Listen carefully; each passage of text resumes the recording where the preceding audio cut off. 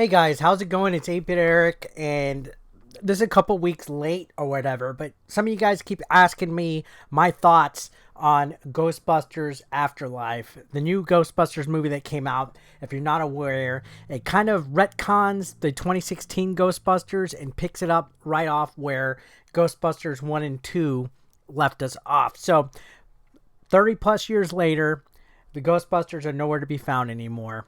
I'm not going to really give any spoilers or anything, but be careful. You're forewarned. I might have to give a couple spoilers here or there. But I got to tell you guys, I am absolutely mixed when it comes to my overall thoughts of this Ghostbusters movie. It took them long enough to finally do a movie that us fans would enjoy and like. Now, let's go ahead and get the elephant out of the window. A lot of it had to do with the original cast, especially Bill Murray, just being a pain in the ass. For whatever reason, he was just being hard-headed, and it took Egon, the actor playing Egon, God rest his soul, to pass away in order for them to kind of realize, hey, you know what, maybe we should do this while we're still alive. So it finally happened. Now, I gotta say, there is a lot of fan service in this movie, a lot of cameos, Easter eggs, references to other stuff, other jokes, other inside things from the past Ghostbusters, and it does have a lot of feel-good moments in it. The actors, for the most part, not half bad. I will say the main character, I think her name was Phoebe, she's actually really well done. I really enjoy her character. There's another character named Podcast who's absolutely hilarious in it. Paul Rudd's character plays Mr. Grubber, I think. Gary Grubber. He's like the summer school science teacher. He's a hoot in it. And I got to say, I was expecting Paul Rudd to be a main fixture of the movie. I thought he was going to be in it most of the movie, but he's actually a secondary role. And I think that's actually a good thing. I think it gives the kids of the movie to shine. So going in, I was a little worried. I was like, oh man, it's going to be kids that are Ghostbusters now, and it's just going to be done absolutely incorrectly. I got to say, it was actually really well done the way that they had the children step into the role, because they were trying to solve a mystery that's happening in the small town. There's earthquakes for some reason, and they're trying to figure out and detect what's causing these earthquakes. And at the same time, Phoebe's trying to find out who her grandfather is and why her mother never saw her own dad and what exactly is going on at this mysterious dirt farm that she lives on. So there's a little bit of plot development for most of the characters.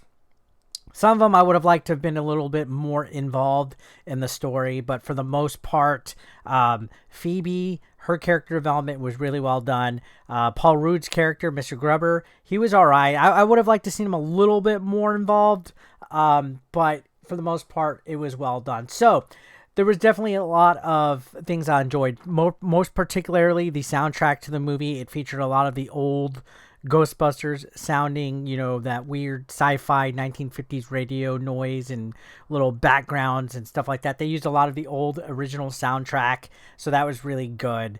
The cinematography was really well done. The CGI effects weren't over the top like 2016 Ghostbusters were. The ghost looked good as far as the CGI went, and other characters that are CGI'd. But they did use some practical effects in this movie, which actually made me very happy. Now, one of the negative things I would say about this is that they seem to go a little bit too much on what Ghostbusters 1 did as far as the plot goes. Again, if you did see this already, you'll know where I'm getting here. And if you didn't see this, I'm going to try not to spoil too much.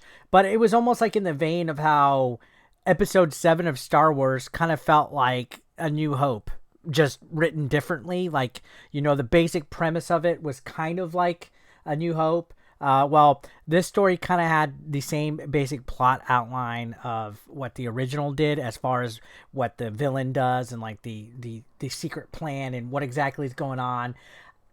It was a nice little callback to the original, but at the same time, I wish they would have done something a little bit different.